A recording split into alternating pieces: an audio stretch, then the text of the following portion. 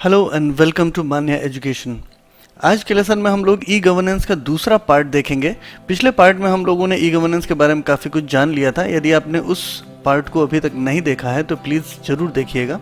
आज हम लोग ई गवर्नेंस का दूसरा भाग करेंगे और ये हम लोग जो लेसन कर रहे हैं ये MPPSC 2020 प्रिलिमिनरी एग्ज़ाम स्पेशल है और हम लोग सूचना एवं संचार प्रौद्योगिकी यानी कि इंफॉर्मेशन एंड कम्युनिकेशन टेक्नोलॉजी की यूनिट कर रहे हैं। तो आज हम लोग सबसे पहले जानेंगे स्टेट वाइड एरिया नेटवर्क के बारे में। तो क्या है ये स्टेट वाइड एरिया नेटवर्क यानी स्वान? स्वान जो है मध्य प्रदेश गवर्नमेंट का खुद का इंटरनेट का नेटवर्क है। ठीक है, तो स्वान जो है एक बहुत बड़ा महत्वाकांक्षी प्रोजेक्ट है जिसमें प्रदेश के सभी सरकारी ऑफिसेज को इंटरनेट से जोड़ने की परियोजना रखी गई है। इसमें वो सारी सर्विसेज भी हैं जो लोगों को डायरेक्टली दी जाती हैं और वो सर्विसेज भी हैं जो लोगों को इंटरनल वर्किंग के लिए ज़रूरत पड़ती है। तो स्वान जो है वो कैसा प्रोजेक्ट है? The project is to provide bedrock of communication through voice, data and video throughout the state and is an effective tool for implementation of e-governance projects। e-governance projects का इंटरनेट एक बहुत बड़ा part होता है क्योंकि यदि connectivity नहीं होगी तो e-governance की सुविधाएं जो हैं वो नहीं दी जा सकती हैं। इसलिए स्टेट वाइड एरिया नेटवर्क जो है इसमें बहुत ही महत्वपूर्ण भूमिका निभा रहा है, बल्कि ये कहें कि बैकबोन की, रीढ़ की हड्डी की भूमिका निभा रहा है। इसलिए हम लोगों ने यहाँ पर बोला is to provide bedrock of communication.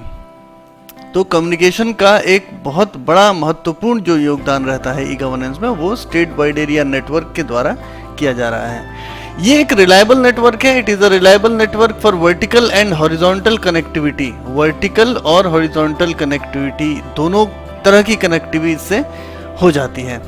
ठीक है, इसमें कॉस्ट ऑफ कम्युनिकेशन भी रिड्यूस हो जाता है क्योंकि पैसा जो है वो गवर्नमेंट बियर करती है इसका, और सभी गवर्नमेंट डिपार्टमेंट्स, लोकेशन सभी इससे एक सिक्योर नेटवर्क से जुड़ जाते हैं। इंफ्रास्ट्रक्चर पूरा इसका बहुत ही हाईटेक है। ठीक है, और इसमें जितने भी तरह के कम्युनिकेशन किए जा सकते हैं, डेटा कम्युनिकेशन नॉर्मल कनेक्टिविटी से, वो सारे के सारे किए जा सकते हैं। और इसमें जो डिज़ास्टर मैनेजमेंट की कैपेसिटी है वो भी काफ़ी उन्नत है। और ये पूरा का पूरा स्टेट वाइड एरिया नेटवर्क जो है वो मध्य प्रदेश के सभी जिलों में ई गवर्नेंस का जो ऑफिस है वो देखता है इसको। डिस्ट्रिक्ट ई गवर्नेंस सोसाइटीज़ जो होती हैं वो इसको पूरा मेंटेनेंस वगैरह ये सब चीज़ के लिए जिम्मेदार होती हैं। और इसमें प्राइवेट कंपनीज को भी इन्वॉल्व किया गया है ताकि इसकी देखरेख की जा सके। स्टेट वाइड एरिया नेटवर्क जो है it is a highway of connectivity between G2G, G2C, G2B। Government to government भी है, गवर्नमेंट टू कस्टमर भी है, गवर्नमेंट टू बिजनेसेस भी है। तो हर प्रकार का जो कनेक्टिविटी है वो ये दे सकते हैं। क्या क्या है इसमें? सभी 52 डिस्ट्रिक्ट में ये कनेक्टिविटी है। 2 Mbps मिनिमम के हिसाब से है, ज़्यादा भी है आप जैसे डिमांड करती है ऑफिस, और जैसा कि MPSCDC यानी Madhya Pradesh state electronics development corporation को जैसा लगता है उस हिसाब से जो है वो इसकी स्पीड वगैरह ये सब बनाई जाती है।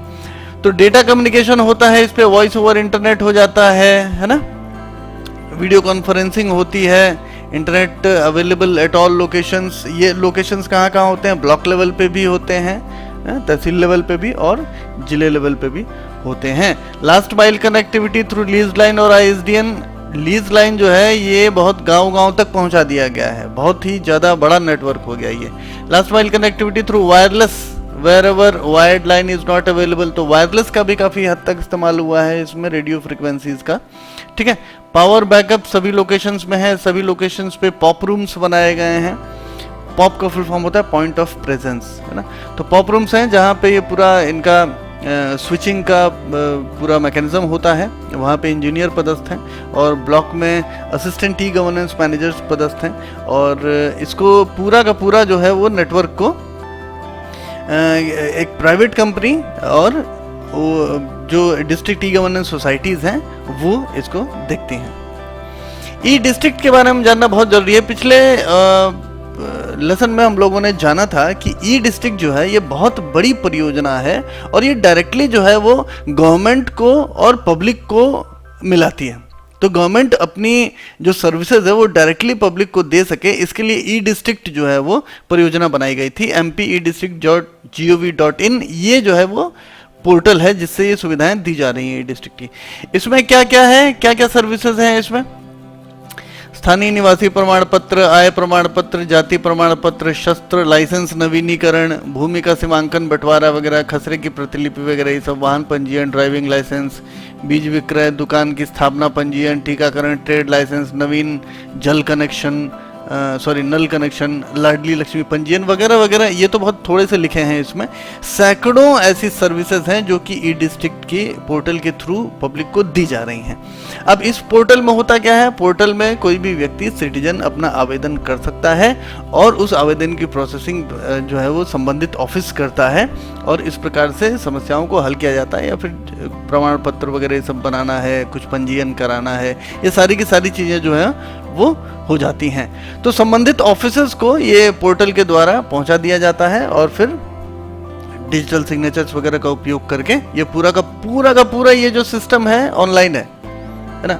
इसमें यूजर जो है वो घर बैठे काम कर सकता है। इसमें हालांकि सहायता के लिए लोक सेवा केंद्र भी हैं, लोक सेवा केंद्र जाके और कोई भी अपना आवेदन कर सकता है, लेकिन घर बैठे भी कर सकता है। तो ये एक बहुत बड़ी परियोजना है और बहुत सक्सेसफुल परियोजना भी है और लोगों को ऑफिस उतना जाना नहीं पड़ता है। यहाँ से कई लोग गांव-गांव से जाते हैं ऑफिसेज में, कलेक्ट्रेट में या कहीं भी, तो बहुत लंबा समय भी उनको लगता है और हो सकता है कि वो उनको दिक्कत भी आए, है ना। हो सकता है कि संबंधित अधिकारी उस दिन नहीं मिले तो उनको दोबारा जाना पड़े, मतलब बहुत सारी प्रॉब्लम्स रहती हैं इसमें, जो कि ई डिस्ट्रिक्ट के इस पोर्टल के द्वारा समस्याओं को हल किया गया है। एनआईसी का जिक्र करना भी बहुत जरूरी है। एनआईसी यानी नेशनल इंफॉर्मेटिक्स सेंटर, ये कि सेंट्रल गवर्नमेंट की एक एजेंसी है और ये 1976 में एस्टैब्लिश की गई थी। प्रत्येक जिले में एक डीआईओ होता है यानी डिस्ट्रिक्ट इंफॉर्मेटिक्स ऑफिसर, और उस डीआईओ के अंडर में पूरी टीम होती है जो कि आईटी से रिलेटेड काम देखती है। ये सेंट्रल गवर्नमेंट की संस्था है और ये promoter of digital opportunities for sustainable development, तो काफ़ी कुछ आईटी से संबंधित काफ़ी काम करते हैं। ये इंफॉर्मेटिक्स लेड डेवलपमेंट होता है इसमें, और शॉर्ट फॉर्म में अपन बताएं तो इसमें G2G, G2B, G2C ये सब चीज़ें जो, और एक गवर्नमेंट टू एम्प्लॉय की सर्विसेज भी यहाँ पर दी जाती है। इनका एक नेटवर्क है एनआईसी नेट, हालांकि वो बहुत ज़्यादा मध्य प्रदेश में बहुत ज़्यादा पॉपुलर नहीं है। मध्य प्रदेश में ज़्यादा पॉपुलर जो है वो स्वान है, जो कि मध्य प्रदेश गवर्नमेंट का है, ठीक है। 720 प्लस डिस्ट्रिक्ट एडमिनिस्ट्रेशंस में ये चलाया जाता है और काफ़ी इंफ्रास्ट्रक्चर इनका बहुत बढ़िया है। इंफ्रास्ट्रक्चर सभी डिस्ट्रिक्ट्स में इनका बहुत बढ़िया है और इनके ऑफिसर्स भी काफ़ी वेल क्वालिफाइड हैं। और ये नेशनल और state level e governance projects को आगे बढ़ाता है, उनकी सहायता करता है, उसमें टेक्निकल कंसल्टेंसी देता है, ठीक है। Consultancy to government departments, research and development, capacity building, ये सारे काम जो है वो एनआईसी के अंतर्गत होते हैं। तो एनआईसी जो है फुल फॉर्म क्या है, नेशनल इंफॉर्मेटिक्स सेंटर, और इसमें जिले में जो मुख्य अधिकारी इनके पदस्थ होते हैं वो डीआईओ होते हैं, डिस्ट्रिक्ट इंफॉर्मेटिक्स ऑफिसर। अब जैसे एनआईसी जो है वो सेंट्रल गवर्नमेंट द्वारा स्थापित की गई है, उसी प्रकार से मध्य प्रदेश गवर्नमेंट ने डिस्ट्रिक्ट ई गवर्नेंस सोसाइटीज बनाई है, जो कि Madhya Pradesh agency for promotion of information technology यानी MAPIT इसके अंतर्गत काम करती हैं, ठीक है। तो डिस्ट्रिक्ट ई गवर्नेंस सोसाइटीज जो हैं वो प्रत्येक जिले में है, मध्य प्रदेश के प्रत्येक जिले में है, और इसमें एक जिले लेवल पे जो इनका अधिकारी होते हैं वो होते हैं डिस्ट्रिक्ट ई गवर्नेंस मैनेजर।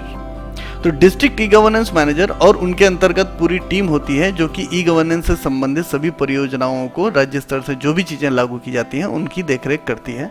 और बहुत बड़ा कामकाज है डिस्ट्रिक्ट ई गवर्नेंस सोसाइटीज़ का। इसमें पब्लिक से संबंधित सर्विसेज भी हैं, इंटरनल सर्विसेज भी हैं, एम्प्लॉय से संबंधित सर्विसेज भी हैं, बहुत सारी सर्विसेज को जो है वो डिस्ट्रिक्ट ई गवर्नेंस सोसाइटीज़ देखती हैं। इसमें काफ़ी वेल क्वालिफाइड टीम है। इसमें एक RCBC करके रीजनल कैपेसिटी बिल्डिंग सेंटर, जिसे ई दक्ष प्रोजेक्ट कहा जाता है, उसमें ट्रेनिंग भी होती है। इसके अलावा जो असिस्टेंट ई गवर्नेंस मैनेजर्स हैं वो ब्लॉक लेवल पे पदस्थ हैं। स्वान की देखरेख करने के लिए प्राइवेट कंपनी से भी अनुबंध किया गया है। तो काफ़ी बड़ा कामकाज है और ई गवर्नेंस को आगे बढ़ाने में डिस्ट्रिक्ट ई गवर्नेंस सोसाइटी का बहुत महत्वपूर्ण हाथ है। ठीक है, तो ये 2009 में मैप आईटी के द्वारा, Madhya Pradesh agency for promotion of information technology, इसके द्वारा स्थापित किए गए थे। ये works as the hands of the government in the field of IT. तो गवर्नमेंट, मध्य प्रदेश शासन के हाथों की तरह काम करते हैं आईटी के फील्ड में। मिनिस्टर इंचार्ज जो होते हैं वो जनरल बॉडी के हेड होते हैं। इसमें दो तरह के जनरल बॉडी, मतलब दो तरह के इसमें समितियां हैं। एक तो है जनरल बॉडी और एक होता है बोर्ड ऑफ डायरेक्टर्स। तो जनरल बॉडी जो होती है उसमें जो उस जिले के प्रभारी मंत्री होते हैं, मिनिस्टर इंचार्ज, वो इसके हेड होते हैं। और जो बोर्ड ऑफ डायरेक्टर्स होता है उसके जो हेड होते हैं वो डिस्ट्रिक्ट कलेक्टर होते हैं। ठीक है, और बोर्ड ऑफ डायरेक्टर्स में जो सीईओ जिला पंचायत हैं वो सचिव होते हैं। तो ये सब पदेन सचिव होते हैं, सीईओ जिला पंचायत, पदेन अध्यक्ष होते हैं district collector board of directors के। ठीक है, और पदेन अध्यक्ष जनरल बॉडी के कौन होते हैं? Minister in-charge of the district. District e governance manager is posted at the district level and assistant e governance managers are posted at block level. तो डिस्ट्रिक्ट लेवल पे कौन होता है? District e governance manager. Block level पे कौन होता है? Assistant e governance managers. Capacity building project e Daksh. E Daksh क्या है? एक बहुत ही हाईटेक परियोजना है। इसमें प्रत्येक जिले में 20 से 30 सीटर कंप्यूटर लैब बनाए गए हैं जहां पे ट्रेनिंग की जाती है। तो सरकार जो भी नई प्रोजेक्ट्स लाती है, नई योजनाएं लाती हैं, उनसे संबंधित जो भी ट्रेनिंग होती है वो ई दक्ष के सेंटर्स पे होती है। तो ई दक्ष सेंटर जो है वो भी ई गवर्नेंस सोसाइटीज़ के अधीन ही चलती हैं और इसमें एक वरिष्ठ प्रशिक्षक और एक प्रशिक्षक भी पदस्थ होता है। DGS मैनेजर स्वान एट डिस्ट्रिक्ट लेवल। तो स्वान यानी स्टेट वाइड एरिया नेटवर्क, जिसकी बात अभी थोड़ी देर पहले हम लोगों ने की थी, उसकी देख रेख करने का काम जो है वो डिस्ट्रिक्ट गवर्नेंस सोसाइटी का ही होता है, जो कि डिस्ट्रिक्ट लेवल पे काम करती है। Also manages state governments IT projects. तो स्टेट गवर्नमेंट के जो भी आईटी प्रोजेक्ट्स होते हैं वो सारे के सारे ई गवर्नेंस सोसाइटीज के द्वारा ही मैनेज किए जाते हैं। CSC के बारे में भी लास्ट लेक्चर में हम लोगों ने बात की थी। CSC e governance services India limited. CSC का फुल फॉर्म होता है कॉमन सर्विस सेंटर। तो ये एक कियोस्क बेस्ड एजेंसी है। कियोस्क का मतलब है कि इसमें VLEs होते हैं, विलेज लेवल एंटरप्राइज। वो अपनी दुकान जो है उसको ट्रांसफॉर्म कर सकते हैं CSC के रूप में। उनके पास स्थान होना चाहिए, उनके पास थोड़ा बहुत इंफ्रास्ट्रक्चर होना चाहिए, कंप्यूटर वगैरह ये सब। तो उनको CSC जो है वो CSC ID जनरेट करके देती है अगर वो अप्लाई करें तो। CSC ID जैसे ही जनरेट होती है तो जो VLEs होते हैं जिनका कियोस्क होता है उनको CSC की सर्विसेज को पब्लिक को देने के लिए ऑथेंटिकेशन मिल जाता है। अब CSC की जो सर्विसेज हैं वो सैकड़ों की संख्या में है। तो CSC यानी कॉमन सर्विस सेंटर से पब्लिक को बहुत लाभ होता है, पब्लिक का बहुत सारा काम हो जाता है और ई गवर्नेंस को जन जन तक पहुंचाने में बहुत ज़्यादा सहायक है ये CSC governance services India limited. तो ये जो है CSC कैसे काम करती है? Setup by the ministry of electronics and IT under the companies act 1956 to oversee implementation of CSC scheme. तो CSC जो था, कॉमन सर्विस सेंटर्स का जो स्कीम था, इसके लिए 1956 के कंपनीज एक्ट के अनुसार CSC governance services India limited को रजिस्टर किया गया। अब ये कॉमन सर्विस सेंटर्स जो होते हैं ये एक्सेस पॉइंट होते हैं for delivery of essential public utilities. यानी कि पब्लिक जो है वो ऑफिस न जाके, किसी सरकारी ऑफिस न जाके सीधा कॉमन सर्विस सेंटर पे जाए और वहां पे उसे सारी सुविधाओं का लाभ जो है वो मिल जाएगा। उनको कोई आवेदन करना हो, उनको पैसे निकालना हो, उनको बैंकिंग करना हो, उनको टिकट करना हो, कुछ भी उनको करना हो CSC की सैकड़ों सर्विसेज में से, तो वो उनको मिल जाती है। बिल पेमेंट करना हो तो वो सब भी हो जाता है, एग्जाम का फॉर्म भरना है, सब हो जाता है। ठीक है, इसमें पब्लिक यूटिलिटी सर्विसेज हैं, सोशल वेलफेयर स्कीम्स भी हैं, हेल्थ केयर संबंधित, फाइनेंशियल, एजुकेशनल, एग्रीकल्चरल सर्विसेज वगैरह वगैरह बहुत सारी। और ऐसे B2C के सर्विसेज जो हैं वो सैकड़ों की संख्या में है, जो कि रिमोट एरियाज में, रूरल एरियाज में CSC द्वारा दिया जाता है। तो बहुत बड़ा नेटवर्क है CSC का। मध्य प्रदेश में ही हजारों कियोस्क हैं। ठीक है, तो ये जो इतना बड़ा नेटवर्क है ये पब्लिक को सरकार की सेवाएं उनके घर के नजदीक में देता है। ये एक बहुत बड़ी बात है। तो CSC का जो माना जाए कि योगदान ई गवर्नेंस में बहुत ज्यादा है। उसी प्रकार से मध्य प्रदेश गवर्नमेंट ने MP ऑनलाइन कियोस्क चालू किए थे और MP ऑनलाइन पोर्टल चालू किया था, जो कि सिमिलर कॉन्सेप्ट है, CSC से सिमिलर कॉन्सेप्ट है कि मध्य प्रदेश सरकार से जुड़ी हुई वो सैकड़ों सर्विसेज जो पब्लिक को उसके घर के आसपास दी जा सके, वो सारे के सारे एमपी ऑनलाइन पे डाल लो। तो एमपी ऑनलाइन जो है वो क्या क्या करता है, स्टेट गवर्नमेंट पोर्टल है which provides numerous services, जैसे बिल पेमेंट्स हो जाते हैं, यूनिवर्सिटी के सर्विसेज हो जाते हैं, फॉर्म फिल करना, किसी एप्लीकेशन हो जाता है आपका, जैसे आपको किसी लाइसेंस वाइसेंस के लिए अप्लाई करना है, तो ये सर्विसेज जो है बहुत सारी इसमें नागरिकों के लिए भी है, इसमें G2G गवर्नमेंट टू गवर्नमेंट भी बहुत सारी चीज़ें होती हैं इसमें। तो इस तरह से एमपी ऑनलाइन भी एक बहुत बड़ा नेटवर्क है, और इसमें कियोस्क भी होते हैं, एमपी ऑनलाइन के कियोस्क होते हैं, यानी एमपी ऑनलाइन की खुद की जो है वो सर्टिफाइड दुकानें होती हैं जहाँ पे एमपी ऑनलाइन की सर्विसेज दी जा सकती हैं, तो उनको भी आईडी दिया जाता है। जैसे सीएससी का कॉन्सेप्ट है, लगभग सिमिलर कॉन्सेप्ट एमपी ऑनलाइन का है। तो सीएससी और एमपी ऑनलाइन ये शासन की सुविधाओं को पब्लिक तक पहुंचाने में बहुत ही अहम योगदान कर रहे हैं। अब हम लोगों को ई गवर्नेंस में कुछ ऐसी चीजें का भी जिक्र करना जरूरी हो गया है जो कि मध्य प्रदेश गवर्नमेंट की बड़ी महत्वाकांक्षी परियोजनाएं थी। जैसे कि एक है RCMS, revenue code management system, ये उसका पोर्टल है। आरसीएमएस जो है ये क्या काम करता है, जो कि रेवेन्यू कोड्स होते हैं, जैसे एसडीएम ऑफिस हो गया, अपर कलेक्टर ऑफिस हो गया, तहसीलदार ऑफिस, नायब तहसीलदार ऑफिस, इनमें जो रेवेन्यू केसेस होते हैं वो सारे के सारे रेवेन्यू केसेस अब ऑनलाइन चलेंगे। पहले क्या होता था, पेपर पे होता था, कभी तारीख लगी, ये हुआ वो हुआ, बहुत दिनों तक चल रहा है केस, कुछ कागजी खो गया, ठीक है, बहुत सारी इसमें चीजें होती थी। अब ये पूरा का पूरा काम आरसीएमएस इस पोर्टल के थ्रू होता है और पूरी तरह से ये ऑनलाइन हो गया है। इसमें आपको कॉज लिस्ट भी मिल जाएगी, आपको जैसे ही आप अप्लाई करेंगे केस के लिए, आवेदन डालेंगे तो आपको मैसेज आ जाएगा, आपको जब दर्ज किया जाएगा केस तो आपको मैसेज आ जाएगा, केस नंबर वगैरह मिल जाएगा, कब तारीख है आपको उसका मैसेज मिल जाएगा, आप जाके वहाँ पे कोर्ट में जाके, है ना, वहाँ पे आप अपने कागज वगैरह जो भी करना है, जो सुनवाई करना है कर सकते हैं। उसके बाद क्या कार्रवाई हुई, ये सारी की सारी चीज़ें ऑनलाइन हो गई हैं, ठीक है, मतलब पूरा का पूरा ट्रांसपेरेंसी हो गया। ये एक बहुत बड़ा काम था, लेकिन एमपी गवर्नमेंट ने इसे कर दिखाया है और अब ये पूरी तरह से मध्य प्रदेश में लागू है। तो आरसीएमएस क्या है, एक एमपी गवर्नमेंट पोर्टल है where any citizen can apply for revenue case. घर बैठे अप्लाई किया जा सकता है, या फिर लोक सेवा केंद्र से अप्लाई किया जा सकता है, एमपी ऑनलाइन से अप्लाई किया जा सकता है। तो आपको संबंधित ऑफिस में जाके केस के लिए अप्लाई करने की जरूरत नहीं होती। The case is then registered and well documented, ठीक है, इस केस को डॉक्यूमेंट वगैरह भी किया जाता है, रजिस्टर किया जाता है और सब ऑनलाइन किया जाता है। और ये एक बहुत बड़ा इनिशिएटिव है at the revenue court level, जो शुरू में लग रहा था कि बहुत भारी काम होगा, लेकिन ये बहुत ही इफेक्टिवली अब मध्य प्रदेश में इंप्लीमेंट कर दिया गया है। इसी प्रकार से CMTS है, यानी case management and tracking system. ये क्या होता है, ये हाई कोर्ट के केसेस को ऑनलाइन करने का प्रोजेक्ट है। तो CMTS is a platform to record details of all cases of high court, ठीक है, ये इसका पोर्टल है। तो हाई कोर्ट के सारे केसेस को ऑनलाइन कर दिया गया। अब इसमें प्रभारी अधिकारी कौन है, इसमें जवाब कौन फाइल करेगा, वगैरह वगैरह सारी चीजें इसमें ऑनलाइन हो गई। The data is being feeded at different levels as prescribed by the state government. तो इसमें पूरा का पूरा डेटा जो है अलग अलग लेवल्स पे इसमें फीड किया गया है और ये पूरा का पूरा डेटा अब CMTS में आ चुका है और इफेक्टिवली ये लागू हो चुका है। तो ये था ई गवर्नेंस के बारे में। 2 पार्ट में हम लोगों ने ई गवर्नेंस के बारे में जाना है। मेरे ख्याल से हम लोगों ने काफ़ी जानकारी इन 2 पार्ट्स में ले ली है।